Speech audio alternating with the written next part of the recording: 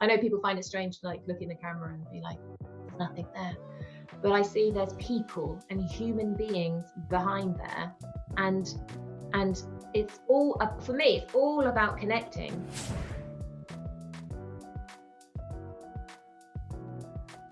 Hi everybody, welcome to the Rogue Leadership Channel. I'm Paul Rosenberg, and today we have another great episode in our series of innovators and influencers, where we talk to people who are making waves literally all over the globe, doing some amazing things. And today our guest is Rebecca, vocal athlete. Rebecca has been in the singing, coaching biz for about 17 years. She's also an artist and songwriter and a definite powerful presence on YouTube with over 700,000 followers. And we're looking forward to having a great conversation with you. Rebecca, thanks for joining us. Thanks for having me, Paul. It's great to be here.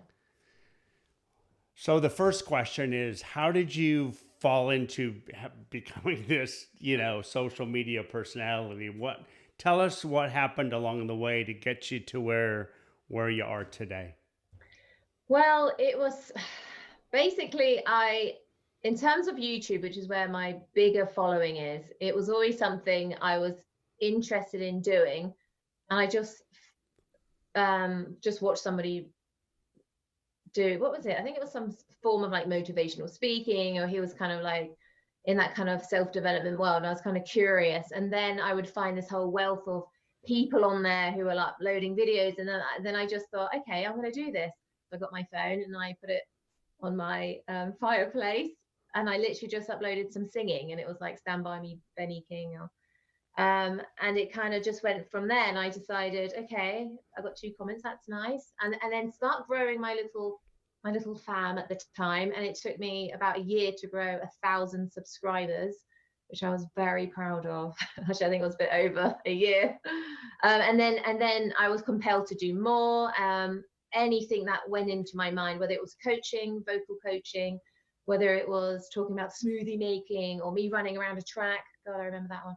And impressions or just singing or my writing or talking in front of the camera. It was literally anything and everything, anything creative. I had this massive list, and I was like, I'm going to do that. I'm going to do an advert. I'm going to do this. I'm going to do that.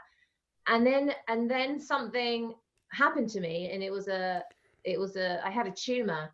So that sort of set me back, and like I couldn't walk for like 2 months. It was, oh my gosh, it was like 22. Yeah. I mean, like people know the story, and it is in my description on every video. Some people are like, oh, I didn't know that, but I don't like put it straight away and like freak people out. It's kind of like, it's there, and that's the story. I mean, there's other things like through, I mean, I've been on YouTube, is it 3 years or 2 years? But because that year I was a little bit like playing around with it, and I didn't see it like a job or anything. It was just something fun to do. But obviously, so I went through this kind of the emotions and motions of everything of like, oh my God, I thought I was gonna die, because she said, it was like you got 6 out of 10 chance of it being cancerous, which it wasn't. And so it turned out it wasn't, but it was like a shock. And I was like, oh, I could have died. And then I was saying to myself, sort of, if I was to look back at my life, would I be happy with what I've achieved? No. So I said, let's see what happens when I take YouTube a little bit more seriously. So I was on it about probably once a week, which is what they sort of say, like upload weekly. So I was doing that once I was better, and a little bit, because I lost so much weight as well. I was like, could barely walk. My achievement was walking to the next lamppost. I don't know what you call them in America, but wow. Like a lamppost. And I was like, I made it. Selfie. No, I couldn't even lift up a phone. But so there's a lot of story with that. And obviously battling anxiety and depression and not feeling good enough or self-belief and all this kind of stuff. So by that point, I was in and out of self-development, like that world, and coaching. And obviously I've been vocal coaching for like 11 years. So that's nothing new, but there's this other side to me, and I'm like always curious. The curious brain's always going. So sorry, this is going on. I'm going to talk a lot. You're like, yeah, I got another question, so hurry up. Great. But anyway, so and then there was a comment in one of the videos, just as I was getting a bit like, not that, oh, I'm not getting anywhere with YouTube. I was like, I'm putting my heart on the line. I'm like doing so much creatively. And then I saw this comment and it kind of changed everything. And he actually shares the same name as my uncle. And I was like, that's not my uncle because he's like really old. And I don't think he's actually on YouTube. On YouTube. He's 80. Yeah, not to ageism or anything like that. Well, he might be. He might have his own Chanel. Who knows? Secretive. And it said, do a reaction, or please, Rebecca, I don't think it was that rude, but please do a reaction to Morissette Amon. I was like, what is Morris? I didn't know it was a human. So, and then I was curious. I was like, okay, what is this? And then I checked her out. Obviously saw she was an amazing singer. And I did a few like vocal coach things, dabbled in it. And I was like, okay, I'll try it. I don't understand what or why or who or what, why someone would want to watch this. So then I uploaded it, and it did really well. And I was like, there might be something in this. Like, people do want to see this talk about singing and being sometimes funny-ish and whatever. I don't know. Funny, not funny-ish. Funny. No, but I can't. I'm really funny. No, that's weird. Funny-ish. Maybe, I don't know. The English humor. But and then it just kind of went. It propelled from there, and then people wanted more. And I was like, oh, okay, I think I can do it again. I'm trying to adjust the camera with lighting, which is always wrong, and I look like I look like I just rolled out of bed sometimes. But and then there was like this propelled kind of effect, and that people wanted more and more. So then I'm like, can I to please? I'm like, okay, I'll do more. And then I hit 100,000, or I can't remember. And I was like, every day it just was going crazy, and it didn't stop, and it hasn't stopped since then. And then I try not to focus on the figures, but sometimes it's there. I'm like, oh, look, I looked at the number. Okay, it's not going down. Obviously, people do unsubscribe. But anyway, shall I stop talking? I could just go on. Wow, that's more. There's so much more to it. It's a great story. So a question for you, maybe you've had the time to think about this, is there's tons of people out there just on the reaction video genre alone. There's people sitting on a couch stoned out of their minds just going, oh, wow. Or a couple of guys who I've seen who were shaking their heads, and that's about it. So, oh God, really? What do you think, Rebecca, made you go viral, and what is it about how you interact with your audience that you think has led to this phenomenal growth and presence on the medium? I think a few things. The fact there's the two words saying vocal coach, which gives you some authoritative kind of, I don't know, I'm not saying I am, because I don't think like that at all. But when you have that, people are curious, and that curious, you know what I mean? Like, what she says will be of importance, and she'll know what she's talking about, where it's all subjective, objective anyway. So there's that kind of where you will actually gain information, insight, education, and for me, entertain, because I need to entertain myself half the time. So it's not just for you lot, for me.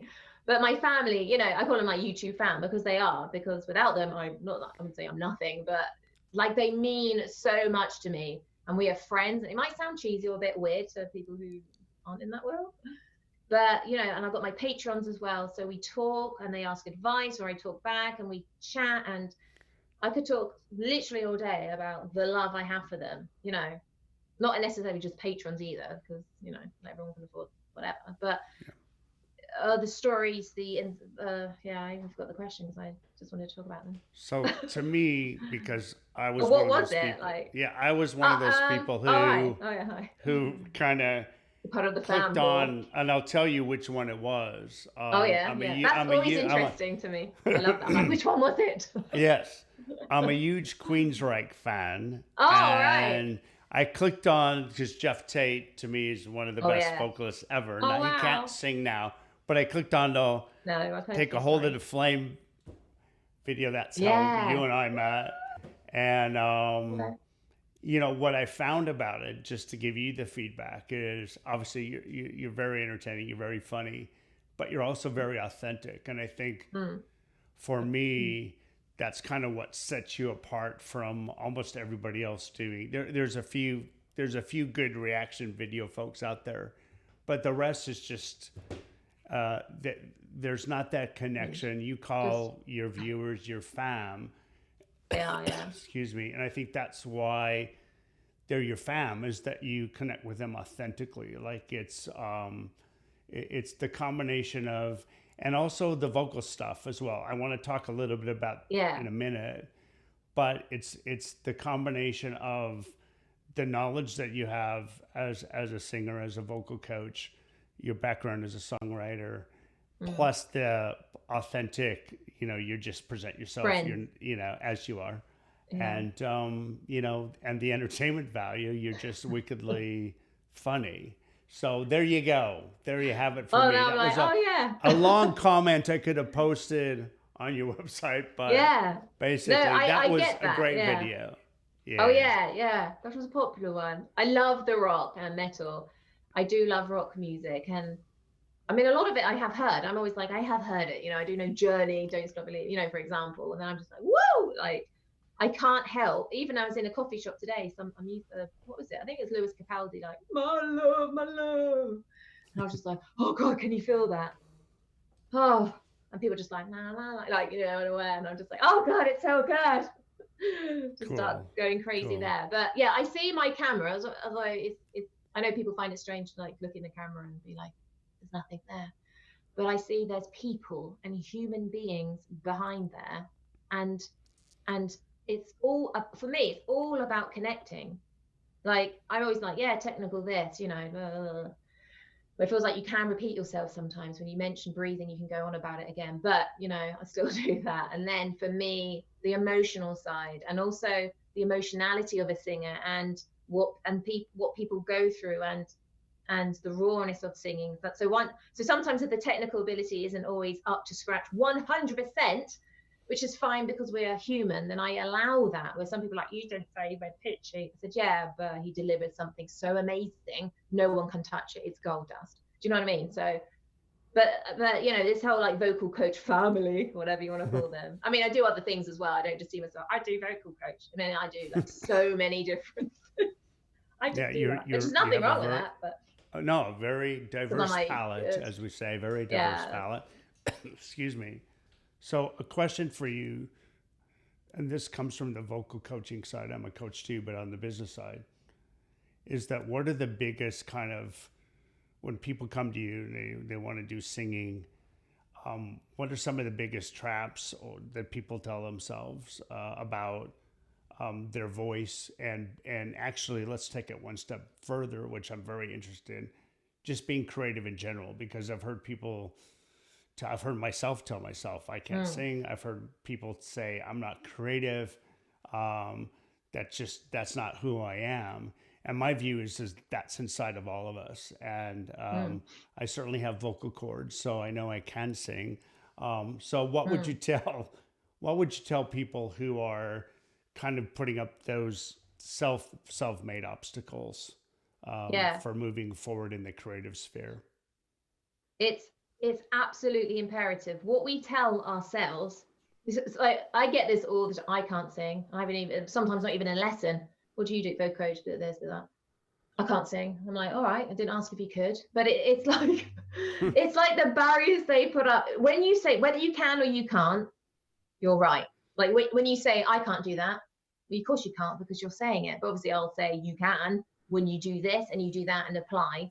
Have you ever done this? No. Well, how can you expect to be able to do it? Because you're already putting up barriers of what you say to yourself. So no wonder you can't, which, not to sound negative, but it's, I don't know, I don't think it's just an English thing, but that kind of like, when people just say they can't, it's more like, and people, I think they don't realize you have to work at it. They're already seeing these singers that are just like, look like they've just come out and they're just, they work hard, and I do make that point sometimes. Like, you do have to work at it, habitual practice. So a lot of it's mindset, which is why I know from being able to mainly sit in front of a camera. If I didn't have the self-belief, and this is something I work at every day, I'm not just like, oh, I'm so confident. I have to work at these things, and happiness isn't already there. I think you have to work at happiness, and you have to work on yourself daily, and know it's okay, because you're human and your instrument is you. So it's not always going to be 100% just like a guitar as soon as you tune it anyway, or ukulele or whatever. It's like, and people have to cut themselves more slack as well. And a lot of people have their stories as well, so which are in the past, which don't exist, and that's a whole nother, not spiritual level. My mum said I couldn't sing, or oh, so and so said, or they laughed at me, and I'm like, yeah, that was 20 years ago. What about now? But I know these stories are in us, and they're kind of weirdly like stories we like to tell, because we think, you know, that's who we are. And when we take stories away, who are we? That goes on another level, deeper. Do you know what I mean? Like, who am I if I haven't got that moaning story about that? And I'm not to, you know, digress, but the whole, and then it's something you do have to work technically at your voice, and work with scales and so many things. But it goes beyond the technical. For me, it's mind and body, you know, just to be a good human being anyway, let alone singing, where you want to expose the voice, you know. It's a big deal. It's like, that's a whole psychology kind of, that's a whole nother level of getting up, being raring to go. And like, the successful people who are successful in their field of like singing or whatever, it's because they're freaking obsessed. And there's no, I mean, they probably have bad days, but they're human. But there's nothing, you know, this, like, even, I don't know, it could be even say Brendan Urie, you know, like, there's, you can just see he is like just going for it, or whoever, any singer or artist or whoever, you know. It's like, it's not an option.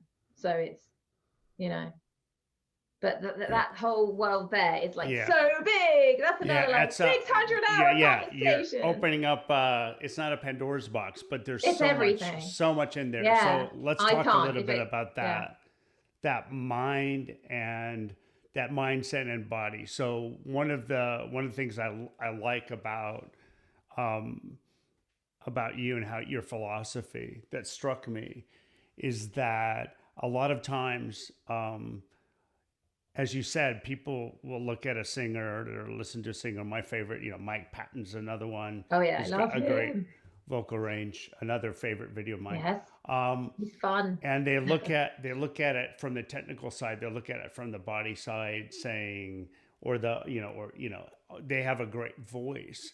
And what makes the best singers even better singers for me is that they're present. They have that emotion. There's that emotion there. There's that, it isn't perfection. It's the humanness when they sing a song, and they're not going to sing the good ones, from my view, and tell me if I'm just being silly. To me, the good ones, I can hear a singer sing the same song live 20 times, and each time, hopefully I'll get a different nuance. I'll get a different story. I'll get a different aspect of it. And so it's not that mechanical, is that I think you have to have both, whether you're singing or, like me, you're a business coach, you have to have both. What do you think about that? Yeah, absolutely. For me, I don't know about what other coaches would say, but I'm like, well, I'll just stick to what I'm doing. But and I've always said they're equally as important. But for me, I think the emotion adds a little bit more. But then everyone is different. So me saying that's not true. You know, someone would just harp on about, yeah, but range and this and that. I'm like, yeah, that's all very good. So important. Range and balance and resonance and vibrato. But if you're stuck up there, you have not charisma, but you know what I mean? Like you need to deliver it as a human being, and not like, oh, I'm like, yeah, that's great. But if there's no emotion, you're dead, and then you lose the audience. But that's how I see it anyway.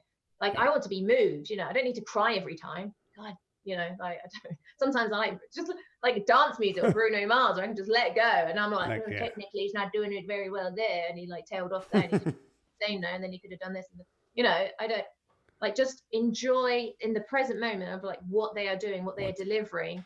And for me, it's like a respect. Everyone, all these different genres, as we call them, or not call them now, I don't even know, but genres of music, like who sings better, what genre is better. Blah, blah, blah. Why don't we just, I know it's hard because no one's really going to do it, but be not thankful, but you know, like, or gratitude or some word to put into it, like just enjoy it. Just let them do what they're doing. And you know, I upload, I'll give you 6 out of 10 because you didn't, or something about emotion, and I'm a bit like, bite your tongue, because for me, my emotion is always there. But then you can't disagree, you know, because that's their opinion. Yeah. But you see it in the comments, 8,000 comments once, and Pantera, it's over that now. It's probably coming up to 9,000. You can see them all chatting among themselves. I'm like, oh, leave the boys to it, or girls. Yeah. So they've Exactly. all, it's always, let you them carry have on. at it. It should be Yeah, boys, and I'll people rid of get you. into that. I mean, they get So into the dissecting passionate. and right. Imagine he can't sing, he's rubbish. I would get, you know, and obviously I have said a bit pitchy there, but then I'm always like, don't care if it's pitchy, because I've just expressed, look what he's doing. A, he's on stage. B, he's written it, or she, could be she, you know. Like, my appreciation levels are just out of the roof, because I'm just like, I know what it takes when you're on stage singing. You get sweaty, you got lights in your eyes, you're thinking of that, you might be hungry, you could be tired, you could be frustrated, you could be dehydrated, you could be all of these things, and we're like, bring it. And it's like, yeah, they can cut them some slack, but they are getting paid a lot. So that's what we expect, just like Hollywood actors or whoever actors or any field, if they're being paid an enormous amount of money, we want to get our money's worth, you know, like, show us the goods. So it's like, you're not allowed to, and God, you know, you get videos like 10 singers that go wrong, and I'm like, or bad singers, which I did, like, oh, they're just kids. They're horrible human. I think they're missing the point. I was a stand-up comic for a while, and so I've had that experience. Don't mean it like I'm surprised. Had that experience of the material didn't change, but when I did fail, and I have, and been booed off stage, the same as I've been, hardcore, you know, raised the roof. The material didn't change. It was that I failed to make that connection at that moment.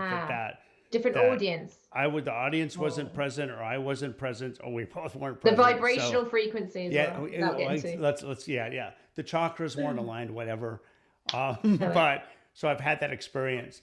Another question for you. So I've got just a couple more. I'll let you go because I know you're very busy. If you could sing live on stage with one person, alive or dead, or one band, who would that be? Well, I mentioned him already. There's so many, which is why this won't be one answer. Straight away, I was like, someone from the 50s, or like Chuck Berry, or like Buddy Holly, or someone sweet like that. And then I'm like, Brendan Urie, or something like that, because I think there's so many amazing ranges out there and vocalists. It's a really hard question, because then I'll be like, yeah, that for that, and then him for that, and then maybe a bit of her for this. You know, like Celine Dion. Who wouldn't? You can do multiple choice, Rebecca. I would have them all. Okay, have them all. Yeah, there's so many. Or some of the rock gods out there, and be like, hey, dude. Cool. So a couple more questions, and then we'll wrap up. When you were about 5 or 6 years old, did you want to be a singer? Was music a part of your life, or did you have some other plans for Rebecca, vocal athlete? For me, music has always been there, but believe it or not, I didn't have the confidence to pursue it back when I could have. Does that make sense? So at that age, you know, and you're like, go on the stage, I couldn't do it. Didn't even stick with singing lessons. I couldn't do it. I just felt, well, I didn't really feel like I gained a lot anyway, but that's another thing. Didn't really excite me, didn't feed me. So I learned a lot myself, actually, but anyway. I like the idea of being a writer and a fashion designer. So creativity, and then poetry happened, then songwriting happened. So it was kind of like, I was curious, like, I think I like, and the dramatic side as well, like acting and voices. I love doing voices, you might, if you watch the videos. Voices and accents, I'm obsessed, and that's why I was doing the American accent. Well, not the American accent, the only one. 52 states, 52. Yeah, you can do my accent. So a question for you. So I'm going to ask you. I'm going to put you on the spot because I used to live in your country. So can you give me? I used to live in Doncaster. So could you give me a good Yorkshire? Could give me a good Yorkshire accent there, Rebecca? Wait, well, that was Irish there, Paul, I think, wasn't it?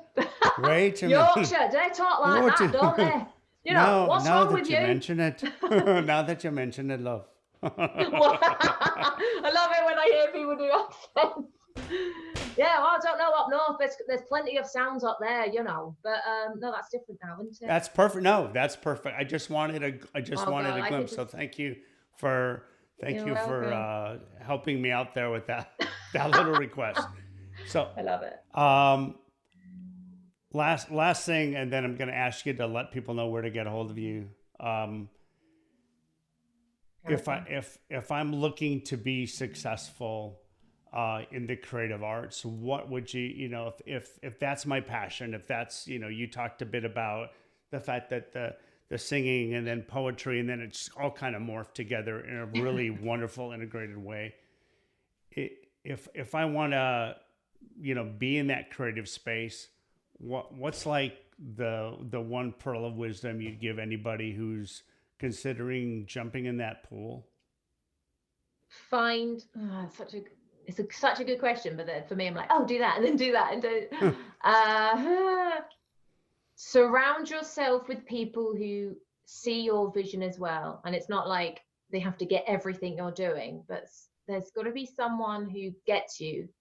Do you know what I mean? There's so many things like, don't listen to the hate, like just focus and you know, that kind of stuff. But I do believe the people, I always say it, well, not always, not in every video, but the 5 people, you are the average of the 5 people you hang around with. And I tell myself that all the time. I'm not like cutting people out all the time, or am I? But you know, like, that's so important, because you are those people when you know, I'm not saying well, like, name names or not names, but you know, like, it's so important. And then just go for it, you know. And I always say life is short. And then for me, it's like a lot of these sayings you've probably seen on Pinterest, but I love them so much because they feed me. That's why I'm always, people are like, I'm reading, I've got a free reading lesson. I'm like, yeah, you got a bit of that, bit of this, just breathe. Like, always reminding yourself, like, and visualization. So it's not one answer, isn't it? Sorry. But No, you did. There's but more. that's So it. It's yeah. so hard to be like, just do it, as they say. Yeah. But with a swear word. Surround yourself with people, good people. Just do it. Visualization, all those good things. So, last question: where can people find you? I know where to find you, but where can the viewers find you? It's pretty much all the same. So Rebecca Vocal Athlete, which is my website, and also Instagram, Rebecca Vocal Athlete, and Facebook, Rebecca Vocal Athlete. You can see the common thread here. And where else? What else am I on? Wizio, people want to upload their singing. Wizio.com/Rebecca Vocal Athlete. And I have merch, and I have Patreon as well for people to support creatives. It's a lovely place. That's where my green tea fam are there. Super. The green tea. Rebecca, thanks so much for spending some time with us today. It was a delight. And everybody, make sure you find Rebecca in all those media platforms. Thanks so much for watching. Make sure you subscribe, leave your comments below. If there's anybody you'd like me to chat with or have suggestions, please do so. And again, thanks again for joining us.